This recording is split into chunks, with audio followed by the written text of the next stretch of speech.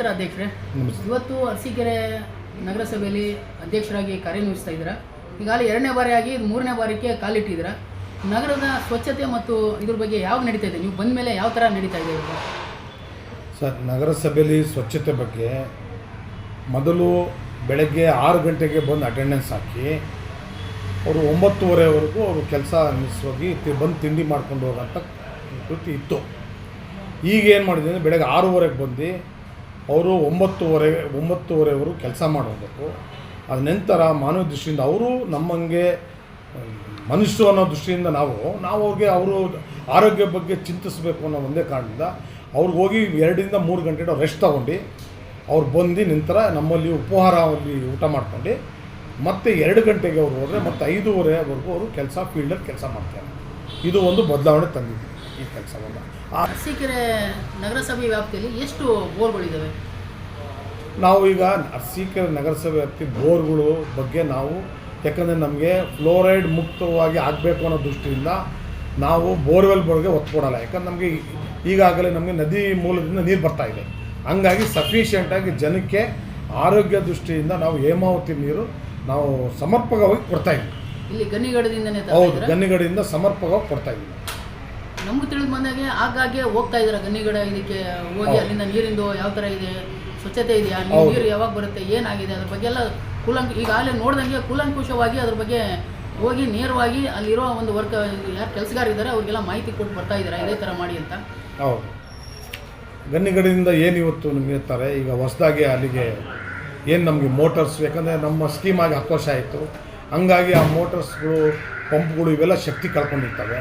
ಹಂಗಾಗಿ ನಗರಕ್ಕೆ ಸಮರ್ಪಕವಾಗಿ ನೀರು ಇದು ಮಾಡಬೇಕಿಂದ ಹೊಸ ಮೋಟರ್ಸು, ಪಂಪ್ಗಳು ಅಳವಡಿಸೋಕ್ಕೆ ಆಕ್ಷನ್ ಪ್ಲ್ಯಾನ್ ಮಾಡಿದ್ದೀವಿ ಸದ್ಯದಲ್ಲೇ. ಆದರೂ ನಾವು ಅರಸೀಕೆರೆ ನಗರದಲ್ಲಿ ಯಾವುದೇ ಜನಗಳು ತೊಂದರೆ ಆಗಬಾರ್ದಂಗೆ ನಾವು ಸಫಿಷಿಯೆಂಟಾಗಿ ನೀರು ಕೊಡ್ತಾಯಿದ್ವಿ ನಾವು. ಮತ್ತು ಈ ಮಳೆಗಾಲದ ಇದರಲ್ಲಿ ಅಲ್ಲಿಗೆ ಕೀಟಾಣುಗಳು ಎಲ್ಲ ಇದಾಗಬಾರ್ದು, ಆರೋಗ್ಯದಲ್ಲಿ ಪರಿಣಾಮ ಬೀಳಬಾರ್ದು ಅಂತ ನಾವು ಅದಕ್ಕೆ ಒಂದು ಏನು ಬ್ಲೀಚಿಂಗ್ ಪೌಡ್ರ್ ಆಗಲಿ, ಈ ಅಲಾರಮ್ ಇದಾಗಲಿ ಪೌಡ್ರ್ ಆಗಲಿ, ಇವೆಲ್ಲ ನಾವು ಸಿಂಪಡಿಸಿ ನಾವು ಆರೋಗ್ಯಕರ ನೀರು ಕೊಡ್ತಾಯಿದ್ವಿ. ಕಂತೆನಹಳ್ಳಿ, ಅರಸೀಕೆರೆಯಲ್ಲಿ ಕಂತೆನಹಳ್ಳಿ ಒಂದು ಬಿಟ್ಬಿಟ್ಟು ಬೇರೆ ಕಡೆ ಎಲ್ಲ ಪಾರ್ಕ್ ಇಲ್ಲ. ಈಗ ಹೊಸ ಲೇಔಟ್ಗಳಲ್ಲಿ ಎಲ್ಲೆಲ್ಲಿ ಸಿಎ ಜಾಗ ಜಾಸ್ತಿ ಇದು ಮಾಡಿಕೊಂಡ್ರೆ ಅಲ್ಲಿ ಪಾರ್ಕ್ಗಳು ಮಾಡ್ಬೋದಲ್ಲ ಅಂತ ಮಾಡ್ತೀವಿ ಸರ್. ಈಗ ಸದ್ಯಕ್ಕೆ ನಮ್ಮದು ಕಂತೆನಹಳ್ಳಿ ಪಾರ್ಕ್ಗೆ ನಾವು ಉತ್ತೇಜನ ಕೊಟ್ಟಿದ್ವಿ. ಆ ಪಾರ್ಕಲ್ಲಿ ನಾವು ಜನಗಳಿಗೆ ಅವಶ್ಯಕತೆ ಇರೋಂಥದ್ದು, ಈಗ ಆಲ್ರೆಡಿ ಸ್ವಿಮ್ಮಿಂಗ್ ಪೂಲು ಶಾಸಕರು ತಂದಂಥ ಒಂದು ಸ್ಪೆಷಲ್ ಅನುದಾನದಿಂದ ಸ್ವಿಮ್ಮಿಂಗ್ ಪೂಲ್ ಇವತ್ತು ಪ್ರಾರಂಭ ಆಗಿದೆ. ಇನ್ನೇನು ಮುಕ್ತಾಯ ಹಂತದಲ್ಲಿದೆ ಸರ್ ಒಂದು. ಆಮೇಲೆ ಅಲ್ಲಿ ಒಂದು ಜಿಮ್ಮು ಮಾಡಬೇಕು ಅನ್ನೋ ಒಂದು ಕಾನ್ಸೆಪ್ಟ್ ಇದೆ. ಸಾರ್ವಜನಿಕ ಹಿತದೃಷ್ಟಿಯಿಂದ ಅಲ್ಲಿ ಒಂದು ಜಿಮ್ ಮಾಡಬೇಕು ಅಂತ ಕಾರಣಕ್ಕೆ ಅದು ಒಂದು ಕಾರ್ಯರೂಪ ತಗೊಂಡಿದ್ವಿ.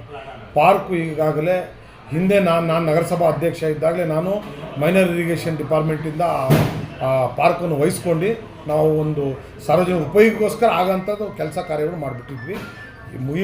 ಹಿಂದಿದ್ದವರು ಮಾಡಿದ್ದಾರೆ.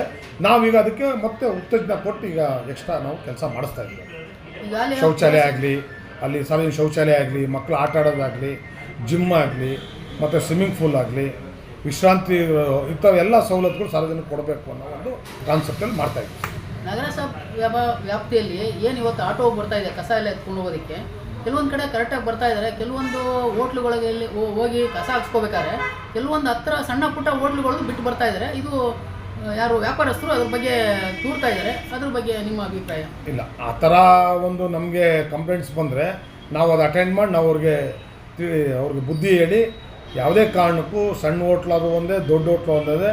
ನಮ್ಮೂರಿನ ನಾಗರಿಕರು ದೊಡ್ಡ ಹೋಟ್ಲವರು 100 ರೂಪಾಯಿಗೆ ಊಟ ಕೊಟ್ಟರೆ 25 ರೂಪಾಯಿಗೆ ಊಟ ಅವ್ರು ಕೊಡ್ತಾರೆ. ಹಂಗಾಗಿ ನಾವು ಅವ್ರ ಪರವಾಗಿದ್ದೀವಿ. ಆ ಥರ ಯಾರು ಅನ್ಯತೆ ಬಯಸೋದು ಬೇಡ. ಎಲ್ಲರಿಗೂ ಸ್ವಚ್ಛತೆ ಕಾಪಾಡೋ ದೃಷ್ಟಿಯಿಂದ ನಾವು ನೇರವಾಗಿ ಅವ್ರಿಗೆ ಸಣ್ಣ ಹೋಟ್ಲದು ಕಸ ಎತ್ಕೊಂಬರೋಕ್ಕೆ ನಾವು ಡೈರೆಕ್ಷನ್ ಕೊಡ್ತೀವಿ. ಆ ಥರ ಈಗ ನಗರಸಭಾ ವ್ಯಾಪ್ತಿಗೆ ಸೇರಿದಂಗೆ ಮುನೇಶ್ವರನ ದೇವಸ್ಥಾನ ಹಾಸನ ರಸ್ತೆ, ಅಲ್ಲೂ ನೀರೆಲ್ಲ ನಿಂತು ಸ್ವಲ್ಪ ಏನು ಜಾಗ ಇದೆ, ಸೈಟ್ಗಳಿದೆ, ನಿವೇಶನಗಳಿದೆ, ಅಲ್ಲೂ ಸ್ವಲ್ಪ ನೀರು ನಿಂತು ಇದಾಗ್ತಾ ಇದೆ. ನೆಕ್ಸ್ಟ್ ಇನ್ನೊಂದು ಅದರೊಂದಿಗೆ ಹೊಂದ್ಕೊಂಡಂತೆ ರಾಜಕಾಲುವೆ ಇದೆ.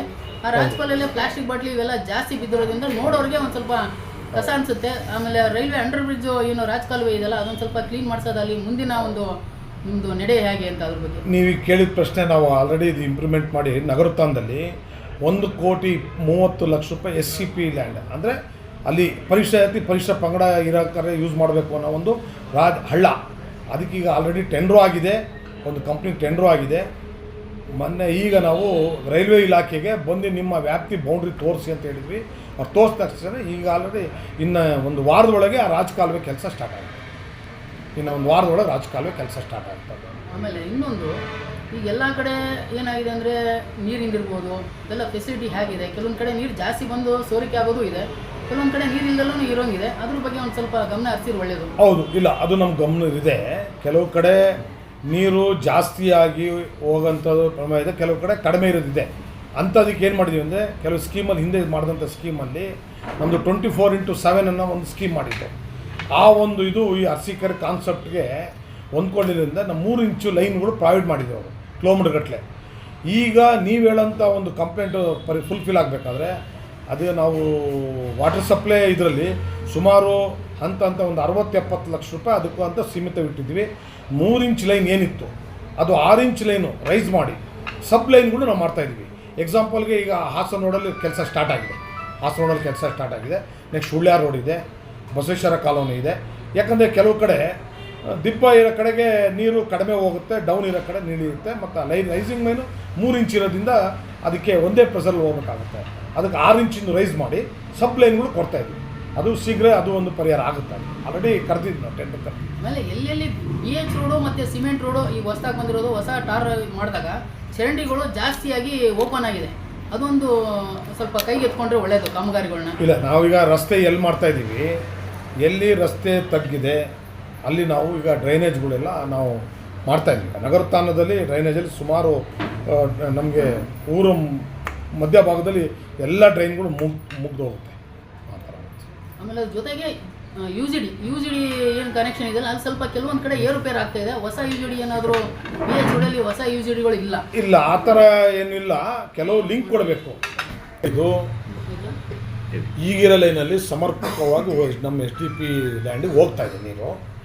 ಇನ್ನು ಒಂದು 2 ಲೈನು ನಾವು ಅಲ್ಲಿ ರೈತರು ಮನವೊಲಿಸಿ ಜಾಜೂರ್ ಹತ್ರ ಒಂದು 2 ಲೈನು ನಾವು ಪರಿಹಾರ ಮಾಡಬೇಕಿತ್ತು. ಹೋದ ವಾರ ಹೋಗಿ ಒಂದು ಲೈನಿನ ಒಂದು ಪರಿಹಾರ, ಅವರ ಕುಟುಂಬದ ವಿಚಾರ ಅದು, ಹಂಗಾಗಿ ಅದಕ್ಕೊಂದು ಪರಿಹಾರ ಮಾಡಿ ಆ ಒಂದು ಕೆಲಸ ಪ್ರಾರಂಭವಾಗಿದೆ. ಇನ್ನೊಂದು ಪರಿಹಾರ ಆಗಬೇಕು. ಅದಕ್ಕೆ ನಮ್ಮ ಶಾಸಕರ ಒಂದು ಮುಖಂಡತ್ವದಲ್ಲಿ ನಾವು ಅದು ಮಾಡಬೇಕು.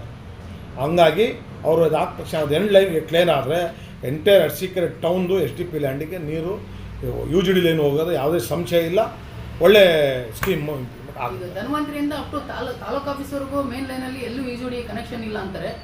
ಅದು ನಿಜಾನಾ ಇಲ್ಲ ಹೊಸದಾಗಿ ಏನಾದ್ರು ಮಾಡಬೇಕಲ್ಲ UGD? ಇಲ್ಲ, ಅಲ್ಲಿ ಕಮರ್ಷಿಯಲ್ ಇರೋದ್ರಿಂದ ಅಲ್ಲಿ ಯಾವುದೇ UGD ಲೈನ್ ಹೋಗಿಲ್ಲ. ನನಗೆ ಗೊತ್ತಂಗೆ ಅಲ್ಲಿ ಯಾವುದೇ UGD ಲೈನ್ ಹೋಗಿಲ್ಲ. ಅಲ್ಲಿ ಅವಶ್ಯಕತೆ ಇಲ್ಲ. ಯಾಕಂದರೆ ಬಲಭಾಗದಲ್ಲಿ ಹಾಸ್ಪಿಟ್ಲಿದೆ, ಹಾಸ್ಪಿಟ್ಲಿಗೆ ಹಿಂಭಾಗದಿಂದ ಇದೆ. ಅದು ಬಿಟ್ಟರೆ ಅಲ್ಲಿಂದ ನೀವು ನೋಡ್ದಂಗೆ ಅಲ್ಲಿಂದ ತಾಲೂಕು ಆಫೀಸ್ ಹತ್ರನೂ ರೈಟ್ ಸೈಡಲ್ಲಿ ಯಾವುದೇ ವಸತಿ ಇದುಗಳು ಇಲ್ಲ. ವಸತಿ ಇರೋದು ಹಿಂದ್ಗಡೆಯಿಂದ ಇದೆ, ಮುಂದ್ಗಡೆಗೆ ಯಾವುದೇ ಕಮರ್ಷಿಯಲ್ ಇರೋದ್ರಿಂದ ಅದು 2 ಸೈಡ್ UGD ಹೋಗಿಲ್ಲ. ಅಲ್ಲಿ ಅವಶ್ಯಕತೆ ಇಲ್ಲ ಅಂತ ಸ್ಕೀಮಲ್ಲಿಂದ ಮಾಡಿಲ್ಲ. ಮುಂದೆ ಸಾರ್ವಜನಿಕರು ಅಂತ ನಮ್ಮ ಅಲ್ಲಿ ರೆಸಿಡೆಂಟ್ ವಾಸ ಇದ್ದಾರೆ ಅಂತ ಹೇಳಿದ್ರೆ ಮುಂದೆ ಅವಶ್ಯಕತೆ ಇದ್ದರೆ ಮಾಡ್ತೀವಿ. ಈಗಿರೋ ಪೌರ ಕಾರ್ಮಿಕರು ಎಲ್ಲ ಇದಾರಲ್ಲ, ಅವ್ರಿಗೇನಾರು ಹೆಲ್ತ್ ಇದು ಕಾರ್ಡ್ ಆಗಲಿ, ಹೆಲ್ತ್ ಇಶ್ಯೂ ಇದ್ರದ್ದೇನೋ ಏನಾದರೂ ಆರೋಗ್ಯದ ಏನಾದ್ರು ನಿಮ್ಮಲ್ಲಿ ಇದೆಯಾ? ಅದು ಹೌದು, ಪೌರ ಕಾರ್ಮಿಕರಿಗೆ ಆರೋಗ್ಯದ ವರ್ಷಕ್ಕೆ 2 ಸಲ ಅವ್ರಿಗೆ ಆರೋಗ್ಯ ತಪಾಸಣೆ ಆಗುತ್ತೆ. ಅವರ ಒಂದು ಎಲ್ಲ ಆಗುತ್ತೆ.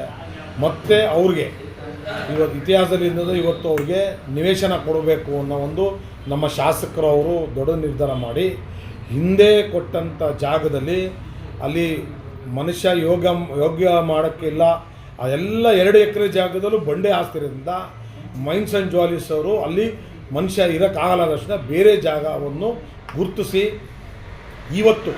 ಇವತ್ತಿನ ದಿನ ತಹಸೀಲ್ದಾರ್ ಸಾಹೇಬರು ಗುರುತಿಸಿ ಇವತ್ತಿಂದ ಅವರು ಆದೇಶ ಮಾಡಿ AC ಅವ್ರಿಗೆ ಕಳಿಸ್ಯಾರೆ. ಈಗ ನಾನು AC ಅವ್ರಿಗೆ ಕಳಿಸ್ಯಾರೆ. ಬಹುಶಃ ಇನ್ನೊಂದು ವಾರದೊಳಗೆ ಅದು ನಮ್ಮ ಜಿಲ್ಲಾಧಿಕಾರಿಗಳಿಗೂ ಭಾಳ ಒಂದು ಮುತುವರ್ಜಿ ತಗೊಂಡಿರೋದ್ರಿಂದ ಮುಂದಿನ ವಾರದವರೆಗೂ ಪೌರ ಕಾರ್ಮಿಕರ ಒಂದು ದಿನಾಚರಣೆ ಅದೇ ಜಾಗದಲ್ಲಿ ದಿನಾಚರಣೆ ಮಾಡಿ ಅಲ್ಲಿ ನಮ್ಮ ಪೌರ ಕಾರ್ಮಿಕರಿಗೆ ಒಂದು ನಿವೇಶನ ಕೊಡುವಂಥ ಒಂದು ಕಾರ್ಯಕ್ರಮ ನಮ್ಮ ಶಾಸಕರ ಒಂದು ಅಧ್ಯಕ್ಷತೆಯಲ್ಲಿ ನಡೆಯುತ್ತೆ. ನಗರಸಭೆಯ ಒಂದು ಕಚೇರಿ ಆವರಣದಲ್ಲಿ ಎಲ್ಲೂ ಇದು ಶೌಚಾಲಯ ಇಲ್ಲ, ಮೂತ್ರ ವಿಸರ್ಜನೆ ಆಗಲಿ ಇನ್ನೊಂದಾಗಲಿ, ಅದ್ರ ಬಗ್ಗೆ ತಾವೇನು ಹೇಳ್ತೀರಾ ಸಾರ್ವಜನಿಕವಾಗಿ? ನಗರಸಭೆ ಆವರಣದಲ್ಲಿ ಶೌಚಾಲಯ ಇದೆ, ತಾವು ನೋಡಿಲ್ಲ, ಬಲಗಡೆ ಇದೆ. ಅದನ್ನು ಸ್ವಲ್ಪ ಕ್ಲೋಸ್ ಮಾಡಿದ್ದೀವಿ. ಅಲ್ಲಿ ಸ್ವಲ್ಪ ಅಲ್ಲಿ ರಿಪೇರಿಸ್ ಇತ್ತು, ಸಂಜೆ ಹೊತ್ತು ಬಂದಲ್ಲಿ ನ್ಯೂಸೆನ್ಸ್ ಮಾಡೋಗೋದು ಕ್ಲೋಸ್ ಮಾಡಿದ್ವಿ. ಅದೀಗ ರಿಯಾನಿಮೇಷನ್ ಮಾಡಿ ಅದಕ್ಕೆ ಟೆಂಡರ್ ಕರೆದೀವಿ. ಕ್ಲಿಯರ್ ಮಾಡ್ತೀನಿ. ಒಂದು ವಾರದೊಳಗೆ ಸಾರ್ವಜನಿಕ ಅವಕಾಶ ಇದ್ದಂಗೆ ಮುಕ್ತವಾದ ಅವಕಾಶಕ್ಕೆ